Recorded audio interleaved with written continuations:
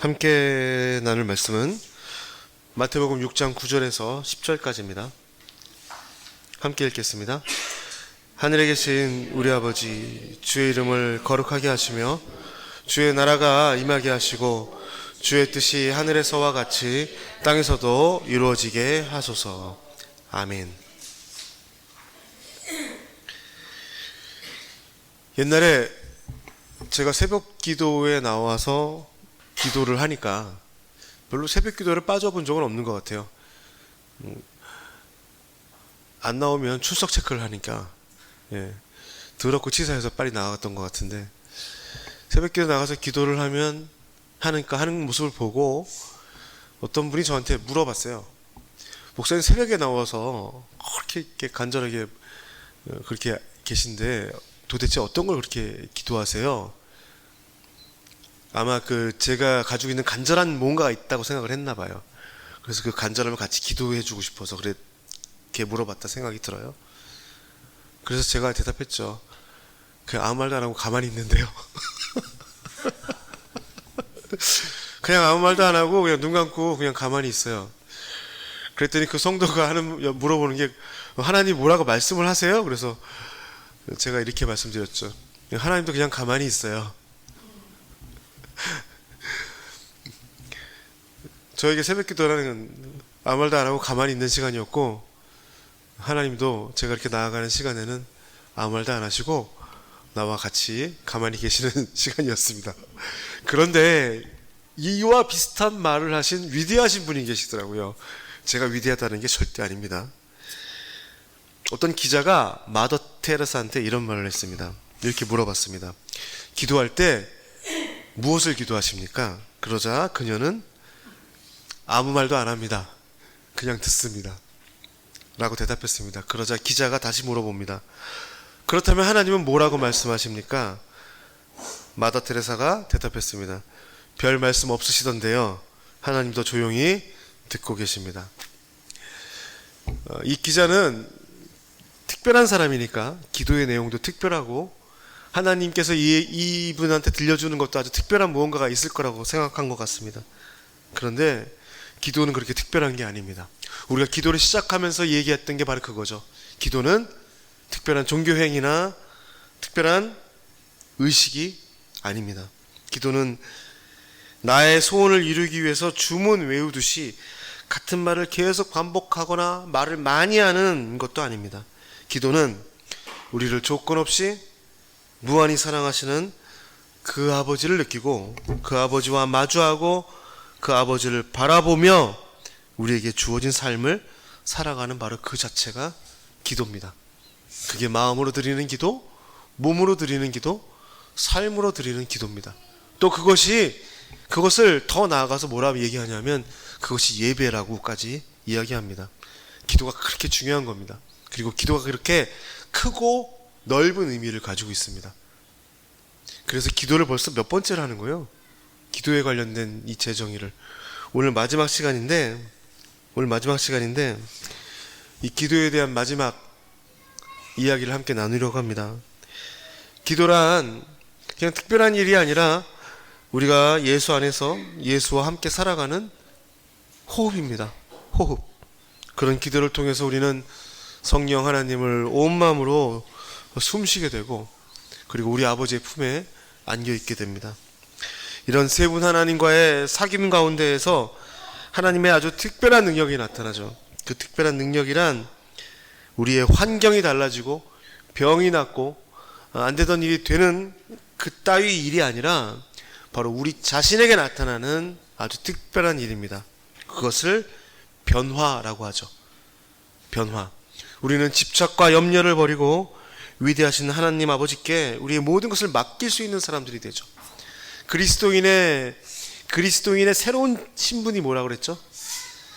맡기는 사람들이라는 겁니다. 그 대신에 우리는 우리의 것보다, 우리의 뜻보다, 우리의 꿈보다, 우리의 소망보다 더 크고 고귀한 하나님의 뜻, 하나님의 소망, 하나님의 꿈을 알게 됩니다. 이 땅의 일이 아니라 하늘의 일을 아는 사람들이 되죠.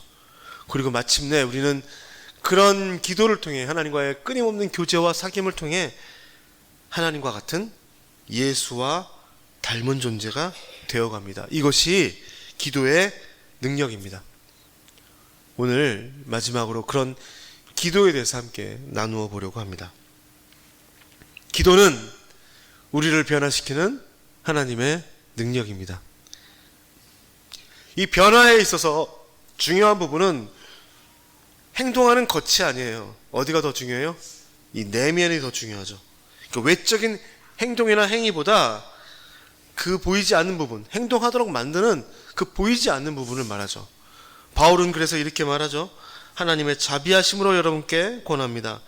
여러분의 몸을 하나님께서 기뻐하시는 거룩한 산제물로 드리십시오. 이것이 영적 예배입니다. 그렇다면 여러분의 몸이 하나님께서 기뻐하시는 산제물이 되기 위해서는 어떤 일이 먼저 일어나야 될까요? 여러분의 보이지 않는 마음, 느낌, 생각, 그 내면부터 새롭게 변화를 받을 수 있어야 됩니다. 우리의 내면, 우리의 가슴, 머리, 느낌과 생각을 하나님을 향하는 존재로, 하나님과 똑같이 느끼고 생각하고 또 그런 존재로 바꿔야 된다는 겁니다. 그러니까 예를 들어서 하나님의 가장 위대한 뜻인 사랑에 대해서 얘기를 할게요. 우리는 사랑합시다 그러면 사랑을 행하려고 그래요. 제일 먼저 그 집부터 하죠. 사랑을 행하려면 어떤 일이 있을까? 뭐 이렇게 얘기를 하잖아요. 그런데 더 중요한 건 뭐냐면요. 사랑을 행하기 전에 우리 존재 자체가 사랑하기 위한 사랑을 할 수 있는 사람 존재로 변화를 받아야 됩니다. 맞죠? 어디부터? 이 내면부터 개조가 돼야 될 거 아닙니까? 뇌, 구조, 느낌, 이 생각, 또 감정, 이 모든 것들이 다 변화해야 되죠. 먼저 어떻게 돼야 돼요? 제대로 된 사랑, 세속적인 사랑이 아니라, 자기 사랑이 아니라 하나님의 사랑이 무엇인가에 대해서 또 우리는 알아야 되겠죠. 그리고 이타적이고 희생적인 하나님의 사랑을 위해서 우리가 어떤 것을 희생해야 되는지도 또 알아야 되겠죠. 또 그것이 하나님의 사랑이 나에게 사랑하고 싶다라고까지 또 느낄 수 있을 정도까지 가야 될 거 아닙니까? 다시 말하면 사랑하기 위해서는 우리는 사랑할 수 있는 존재로 바뀌어야 되는 게 먼저겠죠. 아니면은 바뀌어 나가기를 원하면서 사랑하는 게 먼저겠죠. 이게 어떻게 하면 가능할까요? 여러분들은 이렇게 들었어요. 어떤 프로그램에 참여하면 또는 일요일 예배에 빠지지 않고 목사님의 설교를 계속 듣게 되면 여러분은 알게 모르게 자연스럽게 이렇게 바뀌게 된다. 새벽 기도에 계속 나오게 되면 그런 물건들 많이 팔잖아요. 영적인 물건들. 이 프로그램 한번 받아봐. 남편이 말을 잘 들어. 이 프로그램 애들 한번 보내봐. 애들이 부모한테 덤비지를 않아. 핸드폰을 끊어. 스마트폰을 보지 않고 애들이 공부를 열심히 해. 뭐 이런 식의 이야기들을 많이 하잖아요. 그래서 그런 것들을 많이 해왔잖아요. 그런데 제가 따져보자고요. 뭐가 달라졌어요?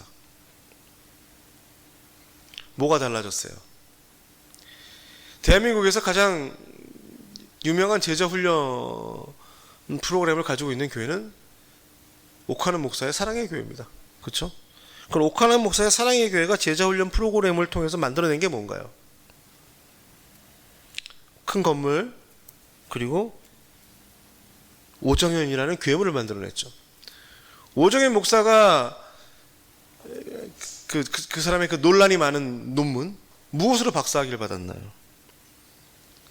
제자훈련으로 박사학위를 받았어요.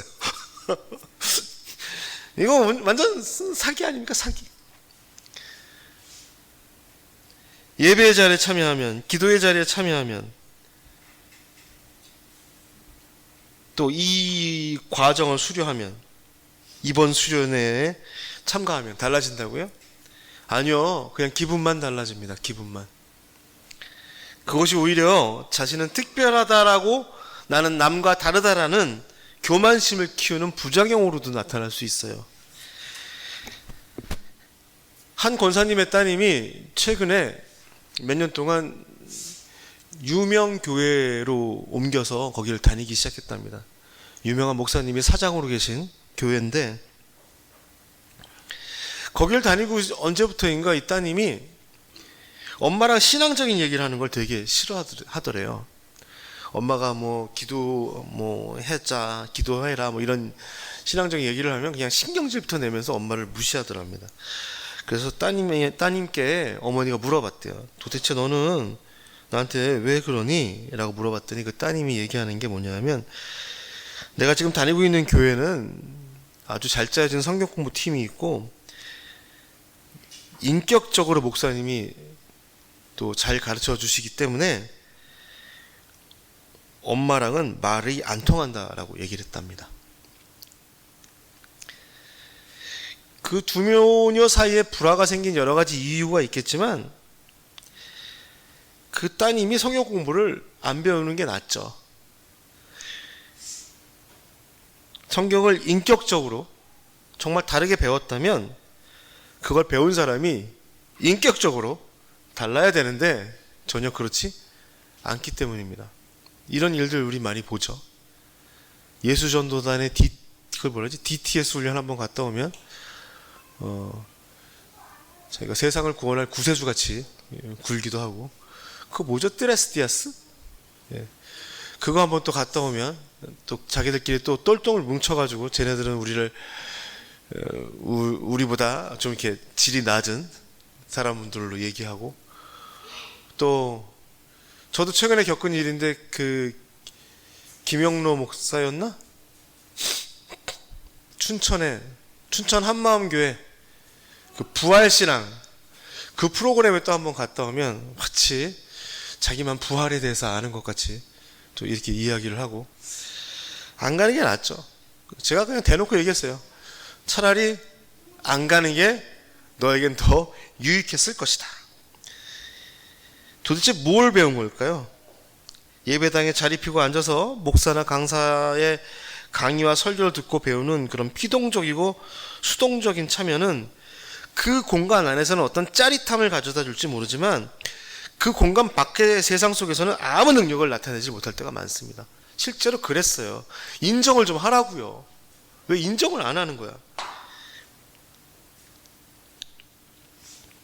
그리고 저는 가르치는 그 사람들 있잖아요. 그 사람들도 의심스러워요. 자기가 가르치는 것만큼, 자신들이 설교하는 것만큼 살고 있지는 않은지, 아니면 자기들이 하고 할 수 있는 것만큼만 내용을 축소해서 가르치거나 자기들 편의대로만 짜집게 해서 가르치고 있지는 않은지, 나는 그것도 의심스러워요. 그것도 무슨 교수든지 뭐든지, 교수가 뭐 자기가 어느 신학대학원 무슨 교수라고 해서 자기가 무슨 교회의 개혁에 대해서 막 이렇게 하고 있는데 그 사람이 다니고 있는 그 신학교가 장신대예요. 장신대에서 가장 유명한 교회가 어느 교회예요? 예? 명성교회예요. 예, 지 자식 새끼한테 불법으로 교회를 다 물려준. 그거 너나 잘하세요. 너도 못하는 주제에 어디 와가지고 교회 개혁을 얘기하고 뭐를 얘기를 하고 있어요.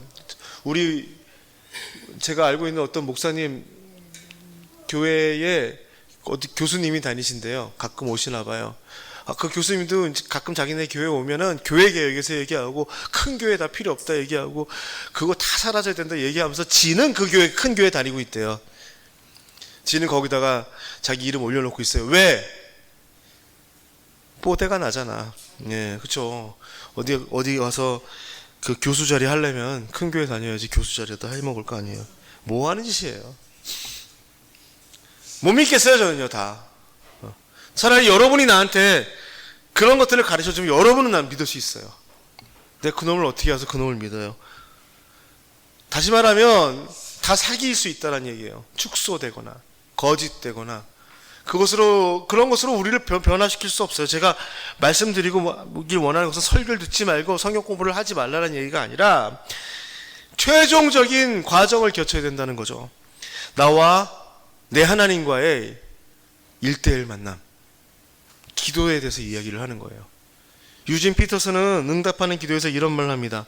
기도는 도구지만 기도는 무엇을 하거나 무엇을 얻기 위한 도구가 아니다. 기도는 우리가 하나님의 뜻을 위해 존재하고 존재가 되어가기 위한 도구다라고 말합니다. 기도는 우리를 변화시키는 하나님의 도구입니다. 하나님과 이야기하게 하며 하나님의 말을 따라하게 되고 하나님의 음성을 들으며 내가 하나님의 귀로 세상을 듣게 되고 하나님의 마음을 느끼며 그 마음 가운데서 그 마음으로 모든 것을 느끼는 사람들이 됩니다. 마침내 하나님의 생각, 하나님과 같은 모습으로 살아가는 존재로 우리를 변화시키는 도구가 바로 뭐예요? 기도라는 말씀을 드려요. 진정한 기도는 매 순간마다 나를 버리고 하나님을 찾게 하고 매일같이 내가 예수님 안에서 죽고 내 안에 예수님이 드러나게 합니다. 참된 기도는 어떤 상황 속에서도 나의 뜻을 버리고 하나님의 뜻에 머물게 하며, 능력의 기도는 우리의 평생을 통해 하나님의 일을 감당할 수 있는 하나님과 같은 존재로 우리를 변화시킵니다. 말씀도 중요합니다. 설교도 중요합니다. 하지만 무엇보다 기도 외에는 이런 변화의 능력이 나타날 수 있는 방법이 없다라고 말씀을 드립니다. 감히 말씀을 드립니다. 그러니까 제가 말씀드리는 건 매 순간마다 모든 상황 속에서 기도를 이어가십시오. 그 관계가 우리를 변화시키고 하나님 예수와 같은 존재로 우리를 바꾸어 놓을 것입니다. 기도하십시오. 끊임없이 쉬지 말고 기도하십시오. 하나님께서 기도를 통해서 우리를 변화시키는 이유가 있어요. 그것은 하나님의 일을 하는 하나님의 백성, 하나님의 목적을 이루는 하나님의 사람들이 되게 하기 위해서입니다. 기도는 인격 개발이나 인성 개발과 같은 자기 개발의 도구가 아닙니다. 기도는 하나님께서 우리에게 맡기신 일, 하나님의 사랑과 정의를 이루도록 하는 도구가 됩니다. 교회는요, 굉장히 위대한 공동체입니다. 그 이유는 하나님께서 당신의 뜻을 이루는 그 사명을 교회에다가 다 맡겨두셨기 때문입니다. 그렇다면 모든 책임은 지금 누구한테 있습니까? 교회에게 있습니다. 이 땅에 불법과 불의가 가득하고 교회가 교회다운 곳을 하지 못하는 이유는 하나님 때문이 아닙니다. 그 모든 책임은 하나님의 일을 물려받은 누구의 책임이에요? 우리의 책임이에요. 교회의 책임이에요. 스탠리 하워워즈는 하나님의 나그네 된 백성이라는 책에서 이런 일화를 소개를 합니다. 옛날에 로널드 레이건 대통령일 때 리비아에 미사일을 쏜 것 같아요. 지금과 같은 상황이죠. 그때 그 수업 시간에 학생들이 그 일에 대해서 토론을 했는데 이제 반으로 나뉜 거예요. 하나는 잘한 거다, 하나는 못한 거다. 지금도 똑같은 논쟁이 있는 것 같아요. 보수 쪽은 당연히 정부가 하는 일이 굉장히 잘한 거다, 자유를 지키기 위해 전쟁을 일으키건 잘한 거다. 또 진보적인 사람들은 그것은 무슨 일이 있어도 해서는 안 되는 일이다 라고 이렇게 해서 서로 맞붙었대요. 그러다 그 토론하던 학생 중 한 명이 교수님한테 물어본 거예요. 교수님은 이 일에 대해서 어떻게 생각하십니까? 라고 물어보자 이 교수가 그리스도인의 입장에서라면 어떤 일이 있어도 무슨 일이 있어도 사람을 죽이는 일은 해서는 안 되지 않겠느냐라고 대답을 했습니다. 그러자 학생이 바로 당신 그 교회에서 하는 그 고리타분한 식의 대답을 할 줄 알았다. 고리타분하잖아요. 네. 그러자 이 교수는 물어봤대요. 그렇다면 어떤 게 진짜 제대로 된 그리스도인의 반응이 될까? 그리고 교수가 대답도 했습니다. 교회가 할 수 있는 가장 기독교적인 또는 가장 하나님의 백성다운 반응은 뭐냐면 내일 당장 1000명의 선교사를 복음을 전하기 위해 리비아로 보내는 게 교회가 할 수 있는 최상의 일이 아닐까? 그러자 그 학생이 이렇게 말했답니다. 그건 불가능합니다. 왜냐하면 레이건 대통령이 리비아에는 비자를 내주지 않기 때문입니다 라고 얘기했답니다. 그러자 이 교수가 이렇게 대답을 합니다. 아닙니다. 우리가 그곳에 못 가는 이유는 비자 때문이 아니라, 대통령이 못 가게 하기 때문이 아니라, 그런 담대한 일을 감당할 사람을 세울 수 있는 교회가 없기 때문입니다. 그리고 뒤에다 이런 말을 붙이죠. 전에는 그렇게 했었습니다. 성경은 전에 그런 담대한 일을 했던 사람들을 기록합니다. 예수를 비롯해서, 또 구약의 여러 선지자들을 비롯해서, 다윗, 솔로몬은 빼고, 예수님의 제자들, 그들은 국경을 넘어서 하나님의 나라를 위해서 담대한 일들을 감당하기 위해 그 무모한 일들을 했던 사람들입니다.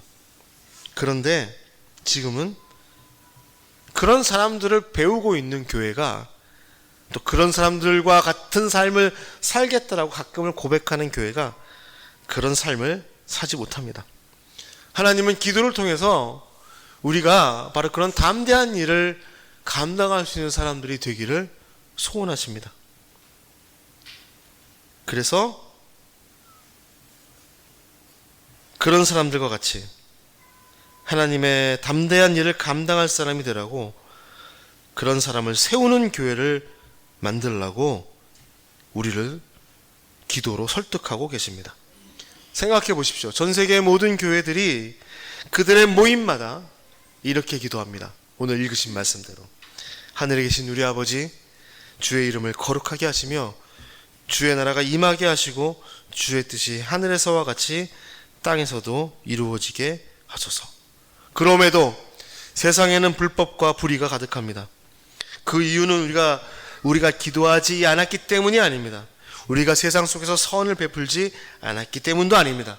그 이유는 우리가 일주일에 한 번, 적어도 일주일에 한 번 함께 기도했던 것 같이, 예배당에서 모여서 함께 목소리를 맞춰서 하나님께 고백했던 것 같이 하나님의 나라와 그의 의를 구하며 행하려고 하지 않았기 때문입니다. 정말 하나님의 나라와 의를 구한다면, 그것을 이루기 원한다면 우리는 세상 속에 하나님의 나라를 세워야 되고, 삶의 모든 영역에서 하나님의 의를 행하는 사람들이 되어야 됩니다. 사랑하기를 기도한다면 누구나 아무나를 사랑하십시오. 정의를 위해서 기도한다면 무슨 일이 있어도 의롭지 못한 일을 떨쳐버리십시오. 하나님의 나라를 위해서 기도한다면 그 나라의 왕 예수께 여러분의 모든 것들을 다 바치십시오. 이제 우리가 기도의 응답이 되어야 됩니다. 그것이 기도를 통해 하나님께서 바라시는 하나님의 소망이기도 합니다.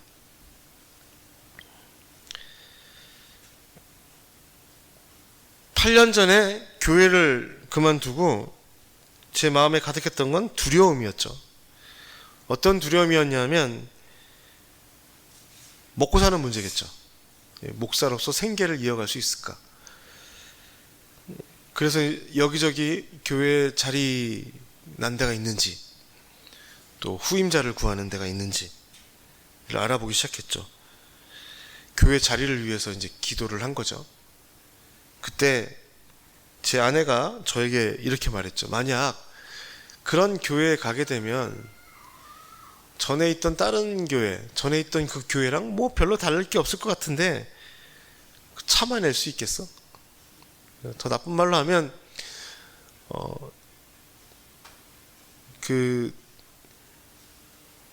옛날에 그런 말 있잖아요. 쓰레기차 피하다가 똥차에 깔려 죽었다. 맞죠? 예. 쓰레기통에서 나와서 똥통으로 기어 들어간다. 개가 그 토했던 곳으로 다시 돌아간다. 돼지가 자기가 나왔던 흙탕물 속으로 다시 들어간다. 이런 격이 되더라고요. 안 될 것 같아요. 그래서 새롭게 출발하려고 생각을 했습니다. 새롭게 출발해야죠. 누구부터? 나 자신부터. 그래서 말씀과 기도로 거의 한 3달, 4달을 보냈던 것 같아요. 그런데 말씀과 기도가 깊어지고, 특별히 그때는 예언서를 읽었거든요. 예언서를 읽으면서 점점 더 이 마음속에 참 이렇게 안 보이고 있었던 것들이 다시 또 불불 끓어올르기 시작했습니다. 그게 뭐냐면 분노였어요. 사람의 일에 굴복하고 하나님의 뜻과는 상관없는 일에 힘쓰던 저의 모습이 부끄럽고 그런 일을 하나님의 일이라고 강요하고 그것을 찬양하는 교회가 구역질나고 배타적이고 이기적이고 세상적이면서 가장 거룩한 척하는 그 사람들의 가식이 너무나 혐오스러웠습니다. 교회가 뭐고 목사가 뭐고 예수가 뭐고 다 그만두려고 그랬죠. 그럼에도 불구하고 계속 기도를 이어나갑니다. 계속. 그런데 어느 날 집에서 설거지를 하고 있는 가운데에 하나님께서 조용히 말씀하셨습니다. 왜 이렇게 화만 내고 있냐? 화를 내지 말고 이제 그럼 나의 교회를 한번 시작해봐라. 나의 교회, 하나님의 교회를 시작해봐라. 그래서 시작된 게 새로운 교회입니다. 누구는 산속에서 깨달음을 얻고, 누구는 강을 보고 깨달음을 얻고, 누구는 하늘의 별을 보고 하나님의 뜻을 바라다보고 깨닫게 되는데, 저는 설거지하면서 하나님의 음성을 들었습니다. 하나님께서는 기도를 통해서 두려움과 또는 분노에 묶여있는 저를 움직였습니다. 교회를 비판하는 사람이 아니라 교회를 새롭게 세우려는 사람이 되라고 말씀하십니다. 거짓된 목사와 교회에게 책임을 묻는 사람이 아니라 그들이 잘못한 것에 대한 책임을 지는 사람이 되라고 하십니다. 기도를 통해 하나님께서 저를 움직이십니다. 마이클 램지는 그리스도교 기도에 대한 탐구라는 책에서 이런 말을 합니다. 기도와 삶이 서로 얽혀 있다면 우리는 기도는 어떤 유익을 주는가가 아니라 기도하는 그리스도인은 어떤 선을 이루어야 하는가로 바꾸어 물어야만 합니다. 기도하는 그리스도인은 기도로 하나님과의 교제에 참여합니다. 그 교제는 말이 아니라 삶의 행동과 방향을 포함합니다.